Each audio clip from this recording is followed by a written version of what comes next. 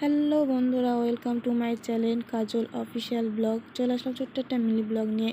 যে চোখটা ধরেছিল ওটা হচ্ছে আমার বান্ধবী, আর এটা হচ্ছে বান্ধবীর দিদি, আর ওর হচ্ছে আজকে জন্মদিন। আর এটা হচ্ছে পুচকু একটা বোন, খুবই কিউট। আমি তো গেলে ওকে সবসময় নাড়ি। আজকে ছিল দিদিটার বার্থডে।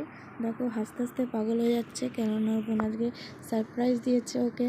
তো ও বসে গেছে কেক কাটতে, খুবই খুশি। দেখো ওর মুখটা দেখেই বোঝাচ্ছে খুবই খুশি। তারপর বান্ধবী গেছিলো কাজে, আমাকে ফোন করেছে, বান্ধবী তুই বাড়িতে? আমি বললাম হ্যাঁ।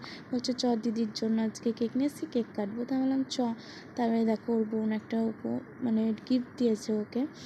তো তো খুবই খুশি। কেক কাটার আগেই বলছে বোন আমি গিফটটা খুলি। আমরা বলছি না, আগে তুই কেকটা কাট তারপরে গিফটটা খুলবি।